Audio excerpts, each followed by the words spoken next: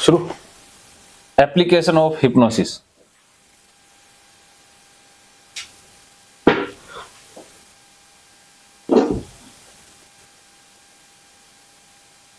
Application का मतलब है कि हिप्नोसिस कहां कहां पर अप्लाई होता है, कहां कहां पर हम हिप्नोसिस का प्रयोग कर सकते हैं।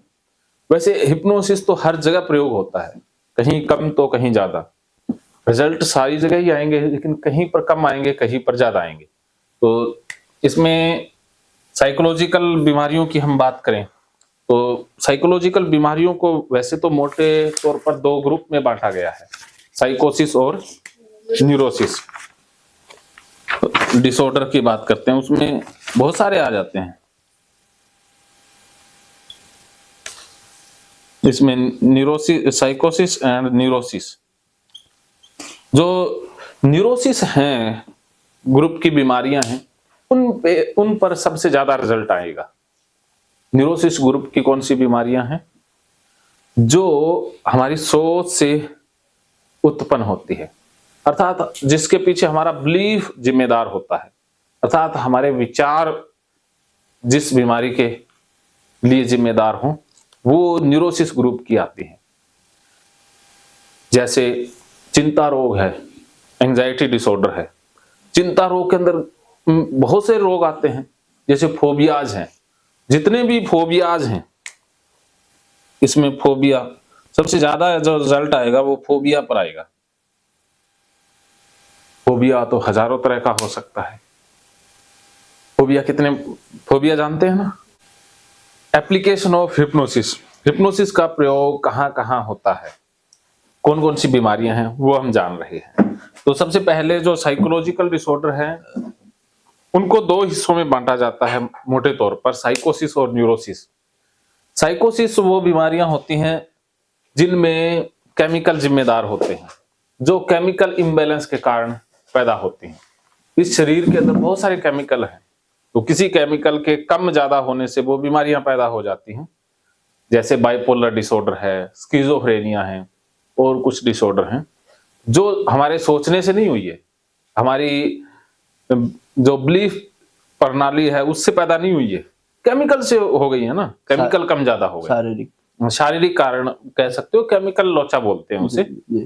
तो उनमें इसका रोल कम रहेगा, रोल तो रहेगा, कम रहेगा। और जो साइकोसिस बीमारियां होती है उनमें इंसान की इंसाइट है वो पुअर होती है। इसमें सर ऐसे बोल सकते हैं इसमें मेडिसिन को प्रेफरेंस। हाँ, ये मेडिसिन वाली बीमारियां हैं। और इसमें इंसान की इंसाइट पुअर होगी, अर्थात वो खुद को बीमार मानेगा ही नहीं। वो कहेगा मैं तो ठीक हूं, बाकी लोग भी बीमार हैं। वो है खुद बीमार, लेकिन उसको लगता है कि मैं तो ठीक हूं, बाकी बीमार हैं, तो वो दूसरों को बीमार बताएगा। इगोइस्टिक होते हैं, जैसे पर्सनैलिटी डिसऑर्डर वाले होते हैं। तो पर्सनैलिटी डिसऑर्डर के कुछ टाइप इसी के अंदर आते हैं, जिनके अंदर इंसाइट बहुत ही पुअर होती है, जैसे बीपीडी है, हिस्टोनिक है, और दूसरी जो स्किज़ोइड है, स्किज़ोटाइपल है, जो पर्सनैलिटी डिसऑर्डर होते हैं। और इसमें ना दवाइयों की जरूरत रहती है, लेकिन इंसान दवाइयां इसमें लेता ही नहीं, वो दवाई लेगा ही नहीं, वो हेल्प के लिए जाएगा ही नहीं। वो कहेगा मुझे तो डॉक्टर की जरूरत नहीं है, डॉक्टर को मेरी जरूरत हो तो बुला लेगा। ये साइकोसिस बीमारी वाले होते हैं। और इन पे हिप्नोसिस आप अप्लाई नहीं कर पाओगे, क्योंकि वो पहली बात तो कहेंगे कि हम बीमारी नहीं है, हमें इलाज लेना ही नहीं है। तो हिप्नोटाइज करने बैठोगे तो वो आपको ही कुछ सिखाने लग जाएंगे। जो लोग किसी की बात नहीं मानते, खुद की बात हाँ, वो इगोइस्टिक बहुत होते हैं ना, ईगोस्ट बहुत ज्यादा होता है इनमें। हाँ, वो साइकोसिस में आ जाते हैं। कोई डिसऑर्डर हो भी सकता है, ना भी हो, लेकिन जिसको डिसऑर्डर हो और वो मानने को तैयार ही नहीं है, तो वो साइकोसिस में आएगा। उसको प्रॉब्लम तो है, उसकी वजह से दूसरों को भी प्रॉब्लम हो रही है, लेकिन वो मानेंगे नहीं कि वो बीमार हैं, और ना ही हेल्प के लिए जाएंगे। तो ये साइकोसिस में, इसमें क्या है कि कुछ बंदे जिनकी इंसाइट थोड़ी सी जग जाए, या ये मानते तब हैं जब ये फंस जाते हैं, या कोई घटना घट गई, या इनके साथ कुछ बुरा हो गया, किसी केस में फंस गए, तब ये कन्विंस होते हैं। कुछ वो क्षणिक है, वो कुछ देर के लिए कहेंगे कि हमें जरूरत है, लेकिन जैसे ही समय निकला फिर वापस उसी धरे पर आ जाते हैं। तो इनके अंदर कभी थोड़ी बहुत इंसाइट जागे तब हो सकता है। बाकी क्या है कि इसमें डिल्यूजनल डिसऑर्डर आते हैं बहुत सारे, जैसे डिल्यूजन हो रहा है किसी को कि मुझे आवाजें सुनाई दे रही है, मुझसे कोई बात कर रहा है, मुझे कोई बाहर तांत्रिक है उसने कंट्रोल कर लिया, वो अब मुझे ये करवा रहा है, उसके कारण हो रहा है। या किसी को कोई दिखाई देता है कि मुझे भगवान दिखाई दे रहे हैं, भूत दिखाई दे रहे हैं। स्किज़ोफ्रेनिया में जैसे कहेंगे कि यहाँ पर ना 4 लोग बैठे हैं, ये इधर बैठे हैं, ये बातें कर रहे हैं, ये मेरे बारे में बातें कर रहे हैं, मेरे बारे में बातें कर रहे हैं। उनको लगेगा जब शक की बीमारी होती है कि लो मैं तो सही हूँ, कि मेरा पति गलत है, मेरी पत्नी गलत है, या कोई कैमरा किसी ने लगा दिए, तो ऐसे उनके अंदर शक चलता ही रहता है। डिल्यूजन और हेलुसिनेशन डेल्यूजन होते हैं कि एक तो होता है हेल्यूसिनेशन, एक होता है डेल्यूजन। कि डेल्यूजन में क्या होता है कि इंसान ने वो काम किया ही नहीं है और फिर भी उसे लगे कि उसने वो कर दिया है, वो डेल्यूजन हो गया उसको। हेल्यूसिनेशन उसको दिखाई दे रहा है लेकिन सामने कुछ है ही नहीं। मतलब जो ऑब्जेक्ट है उसकी हाँ। एग्जिस्टेंस नहीं। हाँ, तो ऐसा होता है। और डेल्यूजनल डिसऑर्डर भी होता है जिसमें सिर्फ उसे लगता है कि वो कहीं चला गया है, जैसे ओसीडी के अंदर डेल्यूजनल भी कई बार शामिल हो जाते हैं कि उसे लगता है कि मैं वॉशरूम में चला गया और वहां पर मेरे ऊपर छींटा गिर गया और अब मैं गंदा हो गया। उसको बोलते हैं ड्यूअल पर्सनालिटी डिसऑर्डर। अल्लाह में इतना 1 घंटे वो अलग होता है, पर्सनैलिटी डेल्यूजनल डिसऑर्डर अलग होता है। ठीक है, तो पर्सनैलिटी डिसऑर्डर तो 10 ही DSM ने बताए हैं। ठीक है, तो उसमें डेल्यूजनल डिसऑर्डर शामिल नहीं है, डेल्यूजनल डिसऑर्डर अलग है। तो जो और उसमें क्या है कि आप हिप्नोटाइज करके उनका एक बिलीफ है, वो स्ट्रोंग है कि उनको जो दिखाई देता ही है। वो नहीं कहेंगे कि ये हमारा भ्रम है, या ये नहीं कहेंगे कि आवाजें सुनाई देती हैं, ये सुनाई नहीं देती हैं, हमें तो कह रहा है। तो अब आपने स्किज़ोफ्रेनिया भी कोई होता है। हाँ, स्किज़ोफ्रेनिया में भी तो होते हैं, डेल्यूजन होते हैं। कई बार कुछ रोग ऐसे होते हैं जिनमें सिर्फ डेल्यूजन है, तो वो डेल्यूजनल में आ जाएंगे ना। स्किज़ोफ्रेनिया में दोनों ही हो सकते हैं, डेल्यूजन भी होता है, हेल्यूसिनेशन भी होता है। मतलब वो हाई लेवल का है। हाँ, हाई लेवल का है। ये टाइप DSM ने किए हैं। तो अब होता क्या है कि उनका एक और डेल्यूजन बनाना पड़ेगा हिप्नोसिस के द्वारा। उनको भी तुम्हारे शरीर के चारों तरफ एक मैंने ओरा बना दिया है, उसको डीप ले जा करके ऐसे सजेशन देंगे, तुम्हारे शरीर के चारों तरफ एक मैंने ओरा बना दिया, या मंत्रों से या जैसे भी उसको इतना तगड़ा बना दिया है कि उसमें आवाजें तो आती है, वो उस ओरा से टकरा करके चली जाती। जो कोई भी बाहर की शक्ति है वो उस ओरा से टकरा के चली जाती, तुम्हें इफेक्ट नहीं हो रहा है बस। तो उसका वो स्ट्रॉन्ग बना दिया तो वो ठीक रहेगा। ये रियल गुरुजी हो रहा वाली बात। तो वो क्या है कि उसका बिलीफ इतना स्ट्रॉन्ग है कि उसे लगता है, तो उसका फिर बनाना पड़ेगा। आप ये उंगली ऐसे करवाते हो ना सर, हाँ, इसके साइड का जो दिखे और आई तो है ओरा, लेकिन वो क्या कि अलग चीजें आ जाती हैं, वो डीप आ गई ना, उनको अभी डिस्कस नहीं कर सकते, क्योंकि उनको डिस्कस करेंगे तो फिर वो पता नहीं कहाँ की कहाँ चली जाएंगी। तो इसलिए अपने सिंपल चीजों पर फोकस करना भी। तो ये साइकोसिस में आप मत्था मार सकते हो, लेकिन रिजल्ट मिले ना मिले वो अलग चीज है। लेकिन आप अनुभव के तौर पर वो मत्था जरूर मारें, भी सीखोगे तभी ना। जब हम गुरुजी ओरा का नाम लेने के बाद तो बंदा आधा ठीक वैसे ही ठीक हो जाएगा। उसका बिलीफ है, चाहे ओरा बना दो चाहे घेरा, जो भी उसको ठीक लगता हो, कंफर्टेबल हो। हाँ, जो भी जो हाँ फिर हम उन पर ट्राई कैसे कर सकते हैं?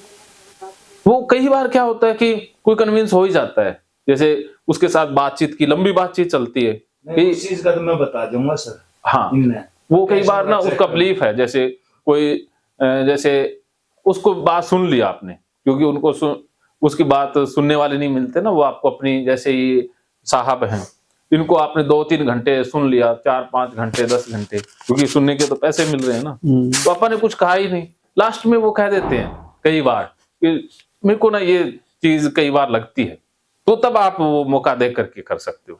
ऐसा नहीं है कि आप अपनी मर्जी से करोगे, वो करना उनकी मर्जी से ही पड़ेगा कभी ना कभी, ठीक है, या उनको उस मर्जी तक तैयार करना पड़ता है। तो ये जो साइकोसिस बीमारियां होती हैं, इनमें इलाज सालों साल चलता है। ऐसा नहीं है कि 1-2 काउंसलिंग में रिजल्ट आएगा। पहली बात तो काउंसलिंग के लिए नहीं आते, इनका तो सेटअप ही अलग बनाना होता है। तो कई बार काउंसलर के साथ इनका बॉन्ड अच्छा हो जाता है, वो एक अच्छा बन जाता है, उससे वो बातें शेयर करने लग जाते हैं, हो जाता है। तो ये तब इसमें आ सकता है। बाकी इस पे कभी कोई मिल जाए तो ठीक है, ना मिले तो ठीक है, आ जाए तो कुदरती कोई गलती से एक आधा बंदा, तो ये आप ट्राई करोगे।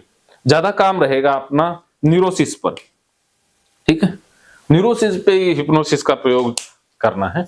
न्यूरोसिस में वो बीमारियां आती हैं जो हमारी सोच से पैदा हुई हैं, जो हमारे थिंकिंग पैटर्न से पैदा हुई हैं, हमारे बिलीफ से पैदा हुई हैं, जिसमें केमिकल का कोई रोल नहीं है, ना कोई हेरिडिटरी रोल है, समाज ने दिए ना, समाज की धारणाओं से।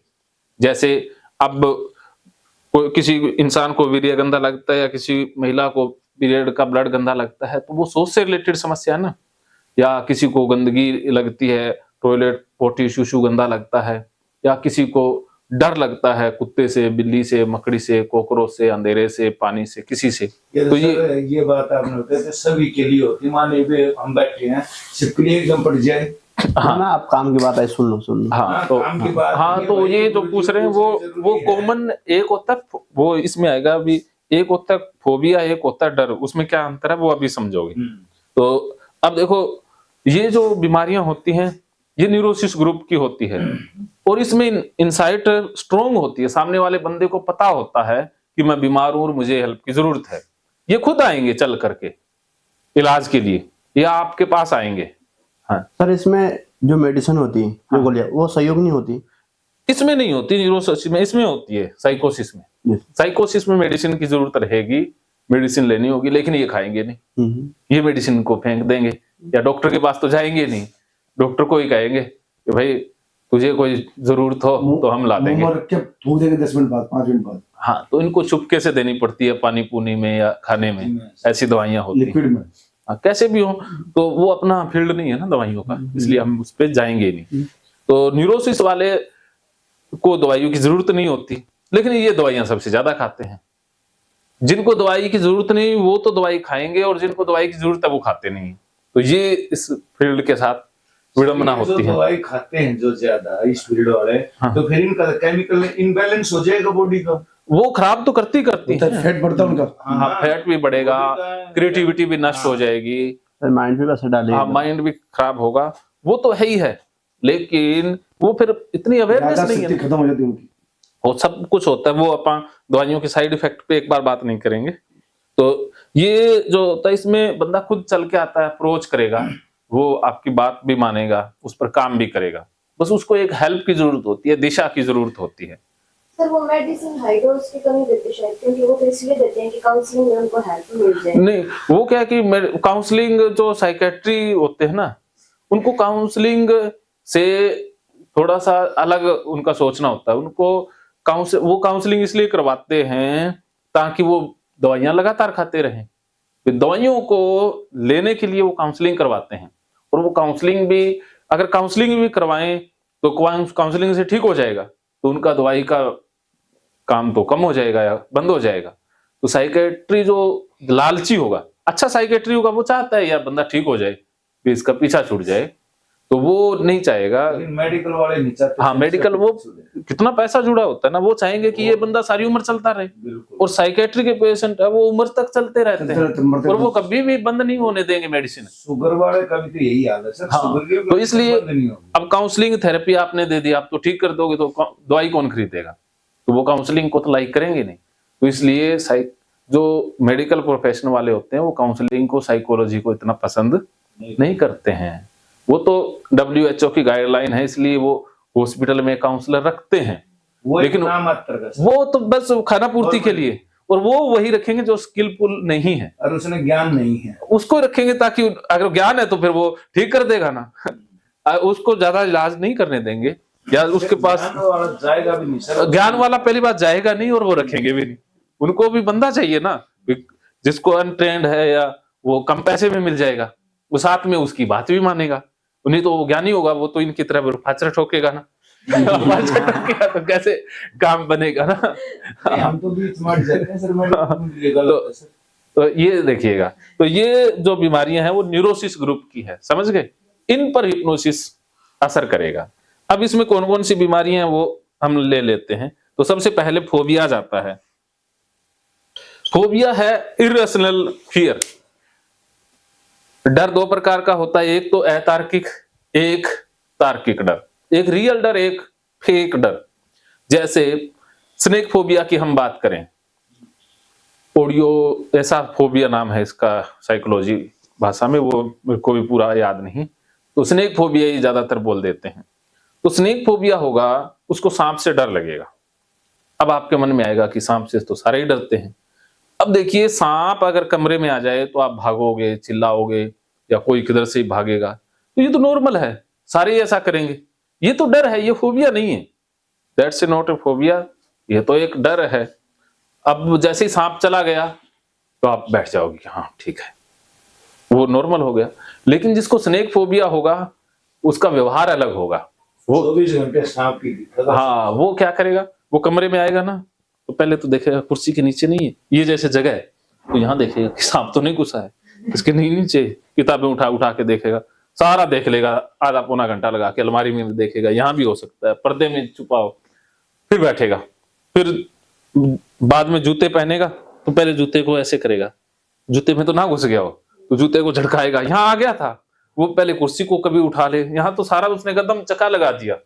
अब सोने लगा तो भाई बेड के कभी सिराने को खोल दे, कभी बेड का इधर कोने में चला जाए, कभी इधर सरका सरका के देखे। अब वो सोने से पहले आधा घंटा तो उसने ये किया, तो सांप को ही ढूंढ रहा है। फिर बेड का गद्दा झाड़ने लग जाए कि इसमें ना घुस गया हो। फिर सोने लगा तो रजाई को कभी इधर से दाब ले, कभी इधर से, रात को ना जाए। तो स्नेक फोबिया वाला ऐसा होता है। अब इनमें लक्षण क्या होंगे, इनको घबराहट हो जाएगी, सांस जैसे दम घुटना सा घुटने से लग जाएगा जब भी वो उनको महसूस होगा फियर, जब भी उनको वो शक आएगा, और पसीना आने लग जाएगा, मुंह सूख जाएगा, तो ये फोबिया के लक्षण हैं।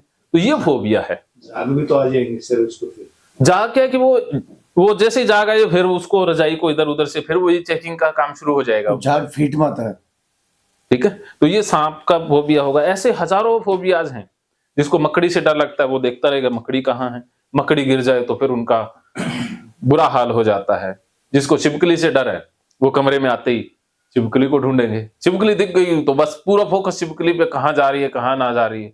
उनको पता है कि छिपकली कहाँ पर चली गई कहाँ नहीं गई, तो बस वो छिपकली को ही ढूंढते रहेंगे। तो ये लिजार्ड फोबिया है। जिसको कॉकरोच से डर लगता है वो देखते रहेंगे भी कॉकरोच तो नहीं है कहीं। वैसे कॉकरोच किसी पर गिर जाए तो वो फेंक दें, वो तो नॉर्मल डर है, लेकिन वो ढूंढते रहना कि कॉकरोच तो नहीं है, वो फोबिया होता है। और ऐसे अंधेरिया का फोबिया है तो वो रात को नहीं निकलेंगे, जाएंगे नहीं। ये उस लेवल तक ले जा सकते हैं इंसान को हार्ट अटैक। ना, हार्ट अटैक तो फोबिया से नहीं होगा। कोई भी देखो, वो जो हार्ट अटैक डर के कारण नहीं हो सकता है, उसकी हार्ट बीट बढ़ जाएगी, उसका दम घुटने सा लग जाएगा, पैनिक अटैक जरूर आ सकता है। बीपी बढ़ जाएगा। हाँ, पैनिक अटैक बोलते हैं, बीपी बढ़ना घटना, तो वो तो सिम्टम आ सकते हैं। पैनिक अटैक हो जाएगा, बेहोशी तक जा सकता है, उसके आगे नहीं जा सकता ना, क्योंकि इतना डर हो जाए। वो तो देखो, अगर सांप ने काट लिया किसी को तो हार्ट अटैक आ सकता है। हाँ, तो जा ही सके सर उसका। वो तो ज्यादातर होता है, बाकी नहीं होगा। और ऐसे फोबिया है जैसे घोस्ट फोबिया है, भूतों से डरना। तो रात को नहीं जाएंगे, अंधेरे कमरे में नहीं जाएंगे, उनको लगेगा कि भूत है भूत है, तो उनका ध्यान अटक जाता है, ध्यान उस पर रहता है। और फोबिया में क्या होता है कि अवॉइडेंस होगा, कि जिससे डर लगेगा उससे वो दूर रहेंगे। जिससे, जैसे जिसको कुत्ते से डर लगेगा वो कुत्ते से, ये दरवाजे के पास बैठा ना तो वो दरवाजे के अंदर ही नहीं जाएंगे। अब फोबिया होगा वो दूर ही रहेंगे। सर वो कौन सी हो जाती है, जो बंदा दारू पी लेता है वो सारी चीज उससे डरती है, उनके बीच में जाकर बैठ जाता है, पागल कुत्ते के पास बैठ जाए, कुत्ता भी उसके पास आराम से बैठा है, नहीं कुछ क्या। वो क्या है कि वो थेरेपी, सिस्टम है। हाँ वो थेरेपी में आता है। उसको जब आप ये समझा रहे तो उसको भी समझा। हाँ, उसको मैं रिलेट करूंगा ना। हाँ। उसमें थेरेपी में, अच्छा अच्छा, हाँ वो थेरेपी होती है। अच्छा जी। हाँ, इसमें केमिकल कैसे प्रभावित करते हैं वो अलग थोड़ा सा है, वो हम करेंगे। इस थेरेपी में नहीं आता सर वो इसमें नहीं आएगा, अच्छा वो अल्टरनेटिव थेरेपीज होती हैं। जी जी। हाँ ठीक है, तो फोबिया समझ गए ना। ऊंचाई से डर लगता है किसी को, बंद स्थानों से डर लगता है, तो ये लक्षण, ये फोबियाज में इसका रिजल्ट है। इसमें आपने उसका फोबिया पूछना है और फिर उस फोबिया से रिलेटेड उसको आप आराम आराम से लेकर जाओगे, पहले इमेजिन करवाओगे तब। फोबिया होता है। हाँ, इसके अंदर ऐसा भी होता है कि पर्सन को फ्यूचर अपना पहले दिखाई देने लगता है। जैसे एक मूवी है फोबिया नाम से है, हाँ, उसमें ये दिखाया गया है कि उस लड़की को है तो उसका फ्यूचर दिखाई दे रहा है। हाँ, वो क्या कि इमेजिन कर लेते हैं फ्यूचर को। फिर बाद में उसके साथ वही हो जाए। नहीं, वो क्या है कि कोइंसिडेंस हो सकता है, लेकिन मूवीज बनती है ना वो फ्रिक्शनल होती हैं। वो काल्पनिक होती हाँ, है, काल्पनिक होती हैं। लेकिन वो काल्पनिक भी आगे जाके किसी की जिंदगी बदल देती है। वो तो होता है, देखो वो उसके दिमाग में आ गया ना। अगर वो चीज उन्होंने बनाई है तो कोई नहीं सर, अगर वो चीज बनाई है ना तो कोई तो है। वो तो देखो हिंट तो होते हैं, लेकिन अगर मूवीज कोई चीज, अगर आप ये हमें समझा रहे हो, हाँ। ये आपने भी तो कहीं से हिंट मिला होगा ना, और उनने भी हिंट मिला होगा, जैसे हाँ। हमने आपसे हिंट मिला है। अब इसको हम बढ़ा चढ़ा के अपने एक्सपीरियंस के अनुसार ही तो हाँ डालेंगे हाँ, आगे। वो ऐसा ही होता है। हम तो तो इतने ही कहेंगे भाई हम सर के पास गए, वहां ये आइडिया लिया था, अब तुम हमारे से ले लो आइडिया। हाँ, ऐसा होता है, लेकिन जो मूवीज में दिखाया जाता है वो 100% नहीं। वो एथिकल नहीं हो सकता है, क्योंकि वो कुछ परसेंट गाइडलाइन के अनुसार नहीं, वो अपने तरीके से मोल्ड कर देते हैं। तो कुछ चीजें उनमें सही भी होती हैं, कुछ चीजें झूठ भी होती हैं। नहीं सर, आप एक बात कहिए, आपने ये पढ़ी है महाभारत, हमारे से किसी ने बताया, जब तक टेलीविजन था किसी को पता था महाभारत का? हाँ, वो देखो एक टेलीविजन की तो देन आई फिल्म इंडस्ट्रीज की, ऐसे तो बहुत कुछ आया, तो मैं यही तो पूछ रहा हूँ हाँ, ना। लेकिन आप कहते हो ना वो सही मूवी, नहीं है। सुनो, मूवीज को किसी डायग्नोज का हम आधार नहीं बनाएंगे, उसके क्राइटेरिया अलग है। मूवीज में जो दिखाया जाता है वो हिंट हो सकता है या उससे अवेयरनेस थोड़ी बहुत आ सकती है, उनके अपने ही होते हैं, बस इतना।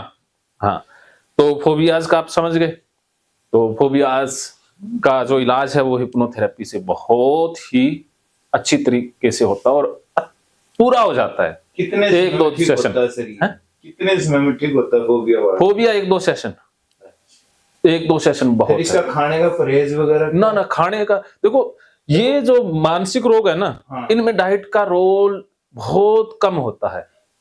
जो डाइट तो शरीर पर असर करनी है, लेकिन इसको मन है तो मानसिक डाइट का रोल रहता है। मन से जो खाते हैं ना हम, जो क्योंकि फोबिया जितने भी हैं इनके पीछे जो ओरिजिन कारण है वो सोशल मीडिया है।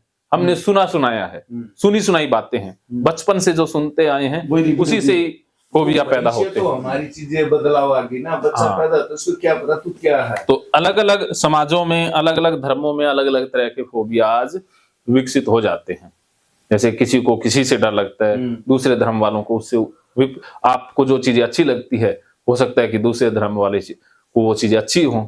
जैसे हिंदुओं में खास करके एक फोबिया है नॉनवेज का, बहुत से लोग आते हैं नॉनवेज से जिनको डर लगता है या गंदा लगता है, पाप की फीलिंग आती है, लेकिन जो मुसलमान या सिख हैं वो तो उसे बहुत लाइक करते हैं, तो वो उनके लिए तो वो बहुत बढ़िया चीज है ना, डिश है। तो हमें, हमारे लिए वो फोबिया है, हमारे लिए वो गंदगी है। सर इस फोबिया का रूट कॉज वो भी हो सकता है, जैसे कई पेरेंट्स से बच्चे हाँ, वहीं से बनता है। डर से हाँ, जैसे कहते हैं, बस वहीं से होता है ना। पेरेंट्स, समाज, धर्म, सोशल मीडिया, यही तो। हाँ, जैसे सर कि कहीं से सुना और उसके दिमाग हाँ, में बैठ बस गया। ये सुन के ही होता है। सुन के भी कोई ना कोई किसी चीज का सताए और उसी का नाम फोबिया है। अब देखो फोबियाज आ गया ना, साइकोसिस, न्यूरोसिस और फोबिया। और एंजाइटी डिसऑर्डर में फिर एक आता है ओसीडी। ओसीडी के ऊपर इसका ठीक ठाक सा रिजल्ट आता है। ओसीडी में हिप्नोसिस को अलग तरीके से, जो सबसे अच्छा रिजल्ट आएगा वो फोबिया में आएगा जी। और जो ओसीडी है उसमें ठीक ठाक सा रिजल्ट आएगा। पेपर दे दीजिए आपका। हाँ, तेरा कोई बात कितना नहीं। है?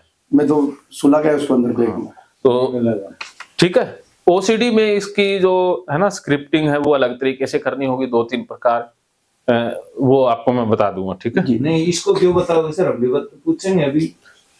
तो चलिए ठीक है। नहीं, तो वो ओसीडी में इसका आप उसको काफी रोल बताओ, मत है। बात जितनी भी प्रकार की ओसीडी है ना, हाँ। सब में इसका रोल है, क्योंकि ओसीडी वालों की इनसाइट स्ट्रांग होती है और वो हिप्नोटाइज किया जा सकता है उनको।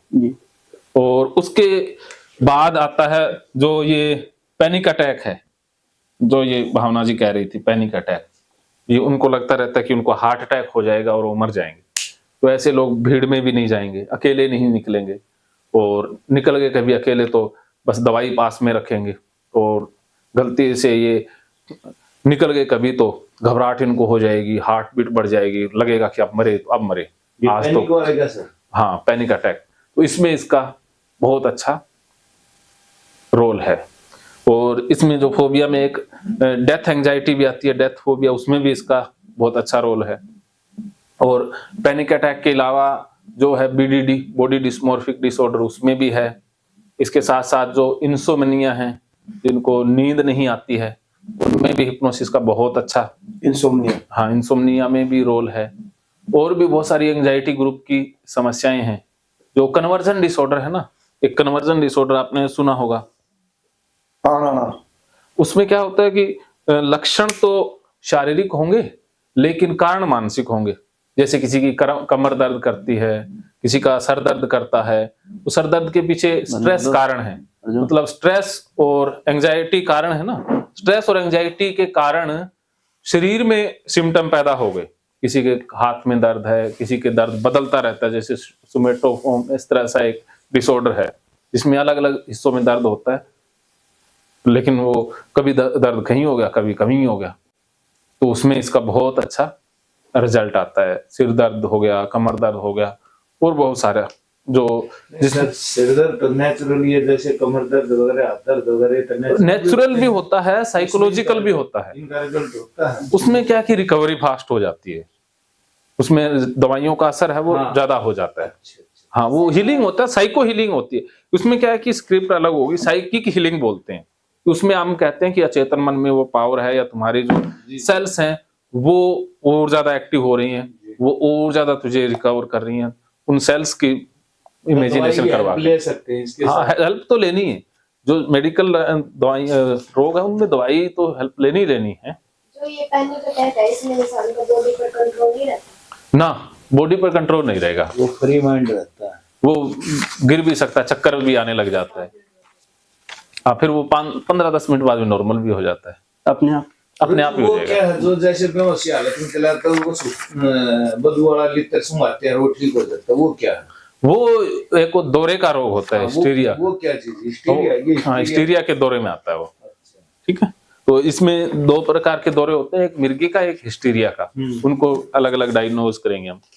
ठीक है, तो और अगला इसका जो एप्लीकेशन है वो है वेट। ऐसे लोग बहुत आते हैं ना, वेट लॉस और गेन, कि जिनको वजन कम करना है या किसी को बढ़ाना है, तो उनमें हिप्नोसिस का बहुत बढ़िया रिजल्ट आता है। कि आप हिप्नोटाइज करो, और किसी को मोटा है कोई, उसको कहो तू अपनी एक तस्वीर बना मन में, या जो इतना वेट होना चाहिए उसकी वो क्लियर पिक्चर बना दो, कि आप उसी पिक्चर को पूरा करेगा वो। उसी के लिए उसने प्रोग्रामिंग डाल दो, इतने समय में आपका खाना पीना ऐसे हो जाएगा। जो चीजें उसको जंक फूड ज्यादा पसंद है, उन चीजों से आप कह दो कि जैसे जंक फूड तेरे पास आएगा, तुझे इससे नफरत सी पैदा हो जाएगी, एलर्जी पैदा हो जाएगी, खाने का मन ही नहीं करेगा।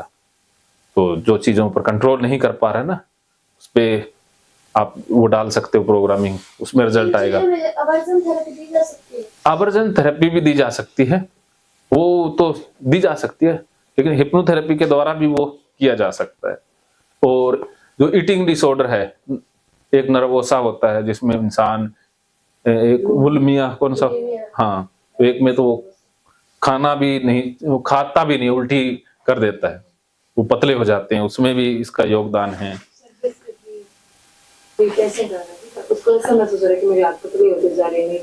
हाँ, उसके अंदर भी है, इसके अंदर हिप्नोसिस का बहुत योगदान है।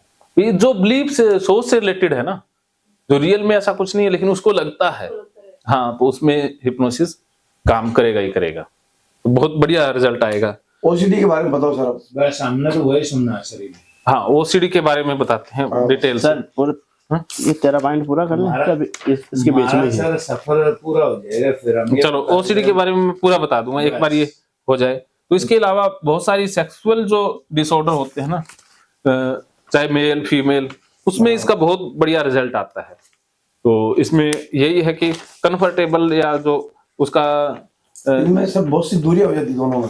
हाँ, तो ये चाहे हस्बैंड वाइफ की दिक्कत हो या किसी की पर्सनल दिक्कत हो, तो इसमें बहुत बढ़िया हिप्नोसिस का रिजल्ट आता है। तो इसमें दवाइयों की जरूरत ज्यादातर होती नहीं है, वो दवाइयां खा खा के बेचारे परेशान हो जाते हैं। तो हिप्नोसिस इसमें बहुत बढ़िया रिजल्ट लाता है, कोई भी प्रॉब्लम हो।